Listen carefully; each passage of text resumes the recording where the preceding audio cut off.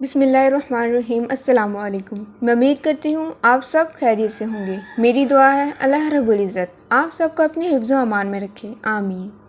تو بڑھتے اپنے آج کے موضوع کی طرف۔ اللہ پاک اس کائنات اور ہر مخلوق کا خالق و مالک ہے۔ اس نے یہ کائنات اپنی ذات کی اظہار اور پہچان کے لیے بنائی اور اس مقصد کے لیے اس نے انسان کو منتخب فرمایا اور اسے دیگر مخلوقات پر برتری عطا کی اور اس کے اندر یہ صلاحیت رکھی کہ وہ اللہ کی ذات کا عرفان حاصل کر سکے، اور اس کائنات کو انسان کے لیے مسخر کر دیا اور بے شمار نعمتیں عطا فرمائیں تاکہ وہ اس سے مستفید ہو اور ہر طرح کی سہولت حاصل کر سکے۔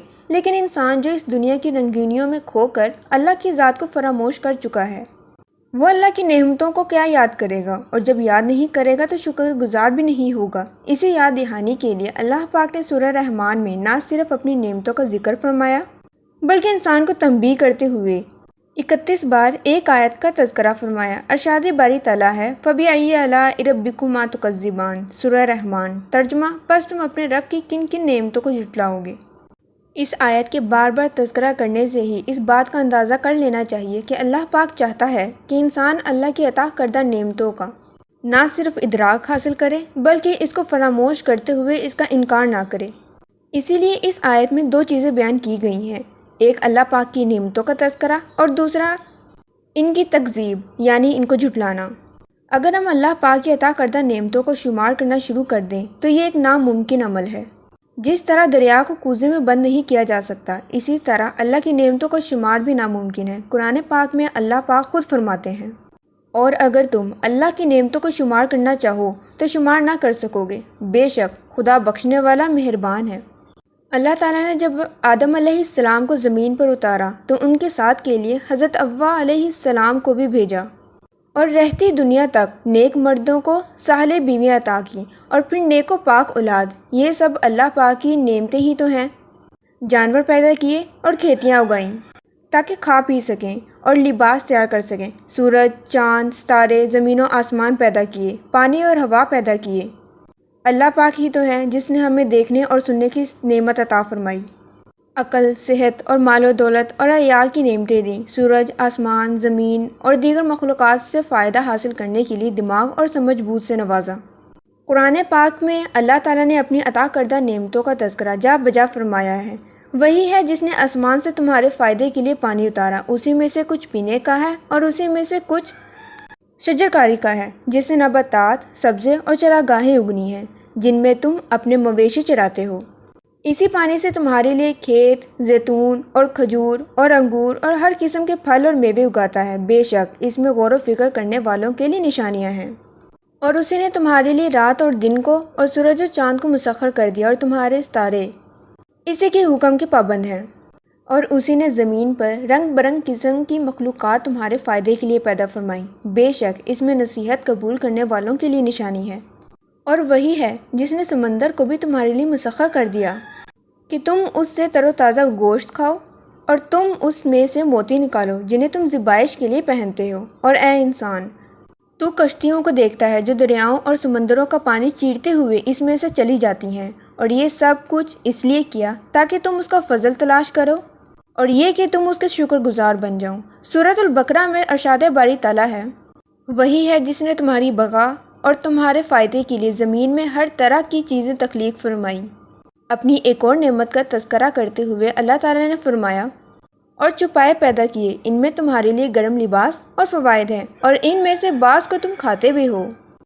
مزید فرمایا، تم اس میں سے ہم نے تمہارے لیے باغ پیدا کیے کھجوروں اور انگوروں کے، تمہارے لیے ان میں سے بہت سے میوے ہیں اور تم انہی میں سے کھاتے ہو۔ ہم دنیا میں پہلی سانس لیتے ہیں تو ماں باپ کی شفقت کی صورت میں اللہ کی نعمتوں اور رحمتوں کی بارش برسنا شروع ہو جاتی ہے، جو نہایت محبت سے بچے کی پرورش کرتے ہیں اور اس کی ہر ضرورت کا خیال رکھتے ہیں۔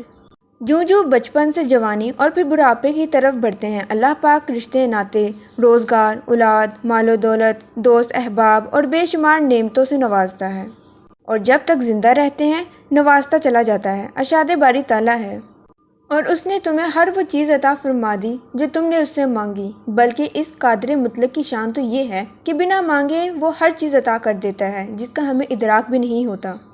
مندرجہ بالا نعمتیں ایسی ہیں جو کہ ایک جسمانی وجود رکھتی ہیں، لیکن اللہ کی بے شمار نعمتیں ایسی بھی ہیں جن کا ظاہری وجود تو نہیں، لیکن ان نعمتوں کی بدولت اللہ کے عطا کردہ باقی نعمتوں کو بہتر طریقے سے استعمال کیا جا سکتا ہے، جیسے عقل، شعور، علم، بیان کی قوت اور ہدایت قابل۔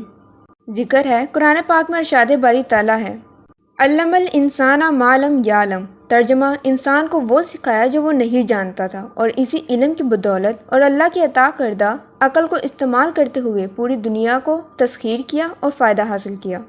اللہ نے شعور دیا تو ہم نے انسان و حیوان میں فرق کیا اور ایک پرتمدن اور تہذیب یافتہ معاشرہ بنایا، جسے ایک پرسکون زندگی حاصل ہوئی، بیان کی طاقت عطا ہوئی۔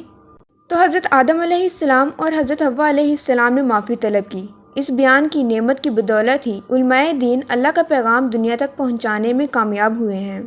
کسی چیز کو بھول جانا بھی کسی نعمت سے کم نہیں۔ اگر یہ نعمت موجود نہ ہو، ہم اپنے پیاروں کی موت کا غم اور قیمتی اشیاء کی گمشدگی پر ساری زندگی روتے اور ملال کرتے رہتے۔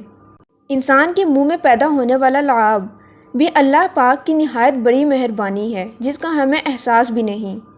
اگر یہ نہ ہو تو کھانا صحیح طرح ہضم نہ ہو اور چند الفاظ ادا کرنے کے بعد ہی منہ خشک ہو جائے اور بار بار پانی کی طلب ہو۔ ہمارے جسم میں موجود چھوٹے چھوٹے سوراخ یعنی مسام، جو کہ جسم میں پیدا ہونے والے زہریلے مادے کے اخراج کا باعث بنتے ہیں، الغرض اللہ پاک کی بے شمار نعمتیں ہیں جن کا ہمیں شعور تک نہیں۔ اسی لیے تو اللہ پاک نے سورہ رحمان میں بار بار تذکرہ فرماتے ہوئے احساس دلایا کہ تم اللہ کی کون کون سی نعمتوں کو جھٹلاؤ گے۔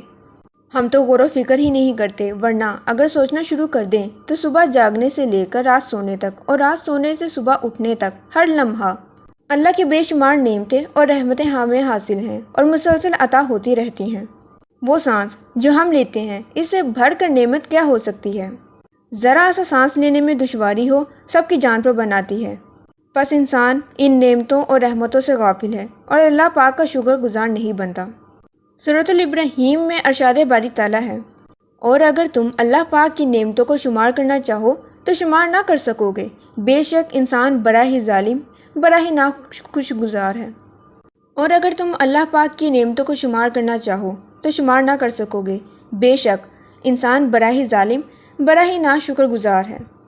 اللہ پاک ہم سب کا حامی و ناصر ہو، آمین۔ آج کے لیے بس اتنا ہی، ملتے ہیں نیکسٹ ویڈیو میں، تب تک کے لیے مجھے اجازت دیں، اللہ حافظ۔